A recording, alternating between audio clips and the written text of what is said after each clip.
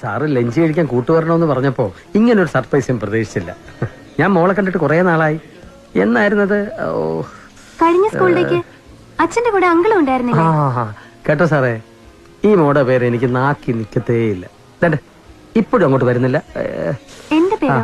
ദാക്ഷായിനി. ദാക്ഷായിനി ചന്ദ്രശേഖർ. നീ എന്താ കഴിഞ്ഞ വീക്കെൻഡ് എന്റെ അടുത്ത് വരാഞ്ഞത്? ഞാൻ കാത്തിരുന്നു. ഞാൻ ഫോൺ ചെയ്ത് പറഞ്ഞിരുന്നല്ലോ അച്ഛാ, എനിക്ക് സ്പെഷ്യൽ ട്യൂഷൻ ഉണ്ടായിരുന്നു. Full day. അച്ഛന്റെ അടുത്തേക്ക് വന്ന് പിന്നെ അവിടുന്ന് തിരിച്ചു വരാന്ന് വെച്ചാ ഭയങ്കര ദൂരമല്ലേ? അത് പ്രാക്ടിക്കൽ അല്ല അല്ലേ? ഏയ്, ഞാൻ വെറുതെ ചോദിച്ചതേ ഉള്ളൂ. മാസത്തിൽ 2 ദിവസമാണല്ലോ എനിക്ക് നിന്നെ കിട്ടുന്നത്. ഞാൻ അമ്മയുടെ അടുത്ത് പറഞ്ഞിട്ടുണ്ട്, സമ്മർ വെക്കേഷന് ഞാൻ അച്ഛന്റെ കൂടെ തന്നെയാ. അതിനു മുന്നേ ലോ ആൻഡ് ഓർഡറിൽ നിന്ന് ഇറങ്ങി ഫ്രീ അയക്കണം. നമുക്ക് ഫ്രീക്ക് ഔട്ട് ചെയ്യാനുള്ളതാ. ഞാൻ പോട്ടെ അച്ഛാ. പറഞ്ഞത് ഓർമ്മയുണ്ടല്ലോ, മറ്റന്നാൾ ഞങ്ങളുടെ തിയേറ്റർ ക്യാമ്പ് തുടങ്ങുക. 10 മണിക്ക് എത്തിയേക്കണം. 7000 രൂപ ഫീസ്. 1 രൂപ പോലും അമ്മ തരില്ല.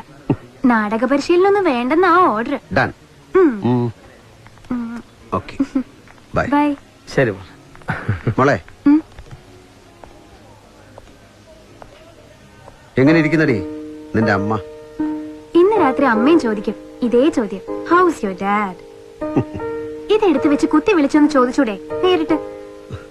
മോളു, ഇതിലെ 10 അക്കങ്ങൾ തെറ്റാതെ ഡയൽ ചെയ്യുമ്പോഴാ ശരിയായ കോള് കിട്ടുന്നത്. ഒരക്കം തെറ്റിപ്പോയ റോങ് നമ്പർ. എനിക്കും നിന്റെ അമ്മയ്ക്കും ഇടയിൽ മിനിമം 3 അക്കങ്ങളെങ്കിലും തെറ്റിക്കിടക്കുക. So no communication possible. അക്കങ്ങളല്ല, 3 അക്ഷരങ്ങളാ തെറ്റിക്കിടക്കുന്നത്.